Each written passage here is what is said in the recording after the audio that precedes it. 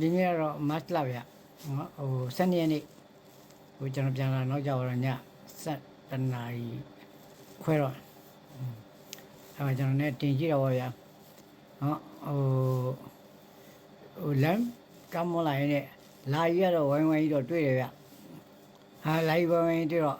ဟာလာလက်ပြတာတော့မနေ့ကလက်ပြတာလားတနေ့ကလက်ပြလာမသိ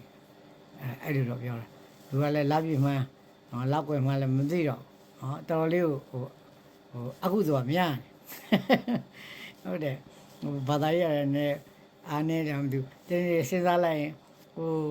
စဉ်းစားရင်လည်းဘယ်လိုတက်ရင်ကောင်းမလဲစစ်စင်မှာဘာတွေကလွဲနေလဲစစ်စင်မှာဘာတွေကကောင်းနေလဲစစ်စင်မှာဘာတွေဖြစ်ရင်ကောင်းမလဲအဲ့ဒါတွေစဉ်းစားပေါ့နော်နောက်နိုင်ငံရေးတွေစဉ်းစားလိုက်ဖြစ်ကြတယ်စဉ်းစားတော့ပေါ့ဗျာနော်မြင်ရလေးဆိုပါတိုက်ပြည်လဲလက်လက်သွားစေခြင်းနဲ့စိတ်ကရှိနေတော့ကွာတနေ့တွိုင်းလိုက်လေဒါပဲစဉ်းစားဘာမှအလုပ်လည်းမလုပ်နိုင်ဘူးလုပ်လည်းပဲလုပ်တယ်မှစိတ်ဝင်စားဘူးနော်ဘာပဲစိတ်ထဲမှာရှိနေဆိုရင်ဘယ်လိုတော့ကောင်းလဲနော်နိုင်ငံရေးဘယ်လိုပြောရင်ကောင်းလဲပေါ့ငါတို့ပြည်သူတွေလည်းငါတို့ဘယ်လိုစီယုံပြောဆိုရမလဲပေါ့နော်စဉ်းစားဘောမတွေလည်းပဲပြောတဲ့ဟာတွေနားထောင်ပြီးတော့ငါတုံ့ပြန်ကောင်းလားမတုံ့ပြန်ကောင်းလားပေါ့သူတို့ပြောနေဟုတ်မှာမဟုတ်ပဲအဲ့တော့မဟုတ်တာတွေကိုငါဝင်ပြောပြန်ရင်လည်းငါလည်းမဟုတ်တဲ့ကောင်ဖြစ်သွားအောင်မှာစိုးရသေးတယ်နော်သူများမဟုတ်တာတွေကိုကဝင်ပြောတော့မှကိုကမဟုတ်တဲ့ကောင်ဖြစ်သွားအောင်မှာအဲ့တော့လိုင်းတော့မတူကြဘူးဗျအဲ့ဒါတော့ကျွန်တော်နည်းနည်းလေးပြောချင်ပါတယ်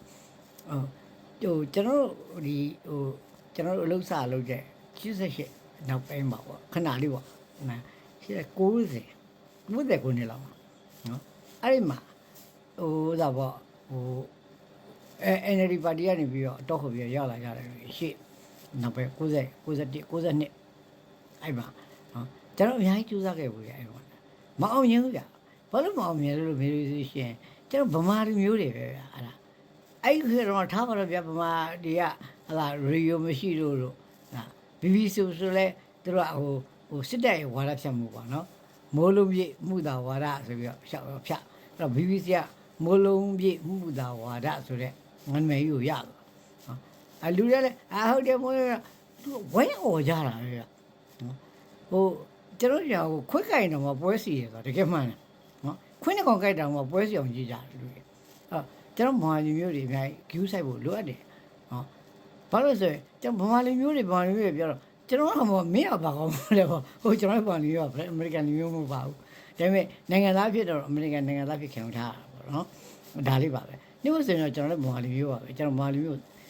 88မှုကပဲကျွန်တော်တို့ကဒီကျွန်တော်တို့နိုင်ငံခြားရောက်သွားတော့ကျွန်တော်1989ခုနှစ်မှာကျွန်တော်သုံးဖို့စလိုက်နော်အဲ့ဒီကစပြီးကျွန်တော်ကနိုင်ငံတကာနဲ့ထိတွေ့ခဲ့ထိတွေ့တော့ငါတို့နိုင်ငံတို့ညံ့နေပါလားငါတို့နိုင်ငံဆုံးရှုံးနေရပါလားဆိုတော့ကျွန်တော်တို့ကမြင်ခဲ့ရတယ်နော်လေမြန်မစီးတဲ့ဗျာခင်ဗျကျွန်တော်ကမိုးယိုနေတဲ့ဟာဒါကူတာလေမြန်နေတာနတ်တင်ညာသွားဘူးလားဗမာပြည်ထဲမှာတကယ်Boeing 747နေပါစီးတဲ့ခါကျတော့အမလေးတော်တော်ကြီးဖြစ်သွားနော်အဲ့တော့ကျွန်တော်နိုင်ငံသိခင်းတော့ကြခဲ့အဲ့တော့ခင်းတော့ကြတယ်ဆိုတာကဒီဥနုလက်ထက်ကျွန်တော်တို့သွားတဲ့ဟိုဒီကျွန်တော်တို့ဒီ86လောက်မှာကျွန်တော်တို့သွားတော့နော်ဘန်ကောက်လေဆိပ်တို့မလေးရှားတော့ချန်ကီပေါ့ဗျာအဲ့လေဆိပ်ပါတော့မကြီးကျယ်သေးဘူးဗျာဒါပေမဲ့ကျွန်တော်နိုင်ငံကအဲ့တန်စုပ်ပြတ်ကြရင်ခဲ့တာသူများတွေကတော့ကြီးကျယ်သွားတယ်ဗျာတဖြည်းဖြည်းနဲ့လေဒါကျွန်တော်မြင်လာခဲ့ရအဲ့တော့ဒီဗမာပြည်တိုးတက်ရေးဆိုတာကဘုရုပေါ်မှာမူတည်လဲဆိုလို့ရှိရင်အစိုးရတစ်ခုတည်းလို့မရဘူးဗျပြည်သူလူထုကနေပြီးတော့ဝမ်းဝန်းပေါင်ဖို့အရေးကြီးတယ်နော်အဲ့တော့မူဝါဒတွေပဲနဲ့ဘလောက်ပဲချပြည်သူလူထုမပေါင်ဝင်ဘာမှလုပ်လို့မရဘူးကြက်ကောင်းပြီ NLD ပါတီကိုကျွန်တော်တို့ကမဲပေးလိုက်ကြနော်2015 2020နော်20နောက်21ပေါ့ရ2021ပါနော်အားလုံးကနိုင်နေပြီကောင်းလည်းမကောင်းလားကောင်းနေပြီကျွန်တော်လည်းဗမာကြီးပြန်မယ်ငါတို့ဘာတွေလုပ်ကြမှာအကုန်စီစဉ်နေကြပြီနော်အဲ့ဒီအချိန်မှာဒီပြတ်သွားရင်ရက်တက်သွားအဲ့ဒါကိုဗမာလူထုကခင်ဗျားတို့ကိုယ်တိုင်2015ထားတော့ဦးသိန်းစိန်လက်ထက်ကနေကျွန်တော်စပြီးပြောလိုက်မယ်2010ကနေပြီးတော့ နော်2020အထိခင်ဗျားတို့သိချခံစားခဲ့ရပြီဟာအင်းလည်းလွတ်လပ်မှုလည်းခံစားခဲ့ရပြီတိုင်းပြည်လည်းတိုးတက်တာမြင်ခဲ့ရပြီဒါပေမဲ့ခင်ဗျားဘာလို့အဲ့မဘသားတို့ဘောမတို့ဘာလို့အဲ့လိုဖြစ်နေကြဘာလို့မင်းအောင်လည်းမစစ်အခုဒီမင်းအောင်လည်းထောက်ခံလိုက်ရအောင်ခင်ဗျားတို့ဘာတွေကျွန်တော်နိုင်ငံအတွက်ဘာတွေဖြစ်သွားကြလဲအခုရုရှားကြီးကိုခေါ်လာမယ်နော်နိုင်ငံကိုဟာဟိုတောင်ပိုင်းကိုရုရှားပြီးမြောက်ပိုင်းကိုတရုတ်ပြီးဆိုတာမျိုးဖြစ်ကုန်တော့မယ်ဒါတကယ်ဖြစ်မှာနော်ခင်ဗျားတို့တရားကြည့်နော်ဟိုလူငယ်လေးလည်းတရားကြည့်နော်အနာဂတ်တွေမပြောက်ပါစေနဲ့ကျွန်တော်အနာဂတ်ပြောင်းနေကြတယ်နော်ဒါကိုကျွန်တော်ပြောပြချင်တာနော်အဲ့တော့ဒီကျွန်တော်တို့ဒီအလဲပိုင်း NUG တိုင်းသား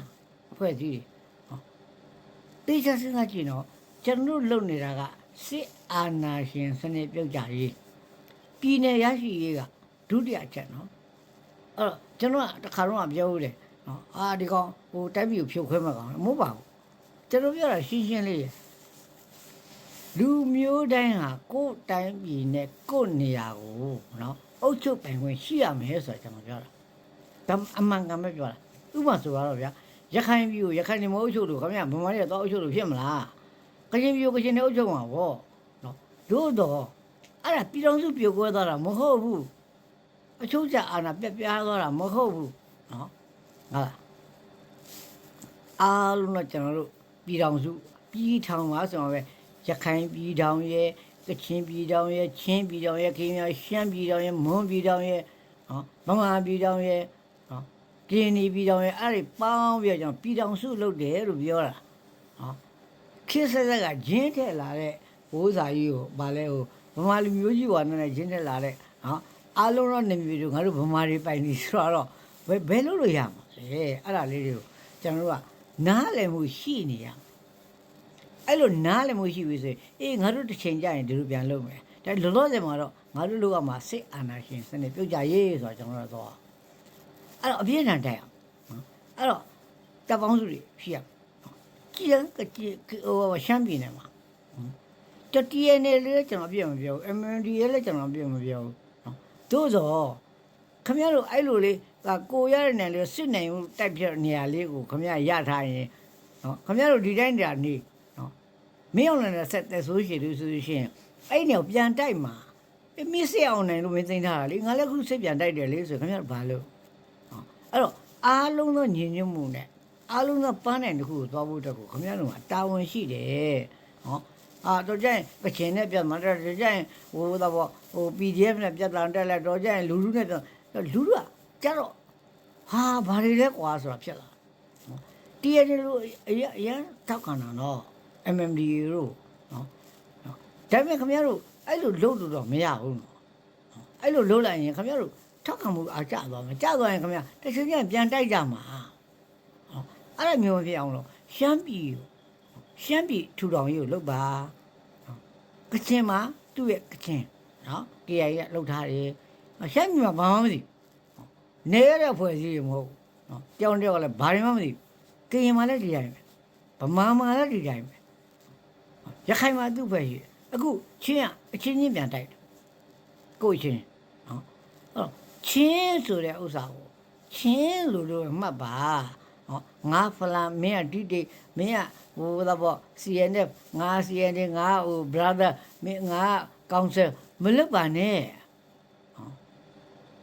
ချင်းပြည်တစ်ခုလုံးခင်ဗျားတို့ထိန်းသိမ်းနိုင်ဖို့ကြိုးစားကြပါနော်အဲ့လိုအကုန်လုံးဝိုင်းလို့ရမယ့်အခါကိုမလုပ်သေးရင်တော့ဖြင့်ကျွန်တော်တို့ကျွံဘဝနဲ့ကျွံပဲဖြစ်မှာပဲတောင်ကျမာပြည်နဲ့မြောက်ဗမာပြည်ဖြစ်သွားလိမ့်မယ်တရုတ်ကလည်းအခုဝင်ပြီးဟိုဝင်ကလိနေပြီသိတယ်မလားဝင်နေပြီဟိုရုရှားကိုသူကနေရာပေးရင်ရုရှားဟိုလျှက်စစ်ကြီးကနောက်မှလာရင်လားနော်ရုရှားတွေဝင်လာရင်ဘယ်လိုလုပ်မလဲကျွန်တော်တို့အားလုံးနော်ဘာလို့စဉ်းစားဖို့လိုအပ်နေပြီလို့ကျွန်တော်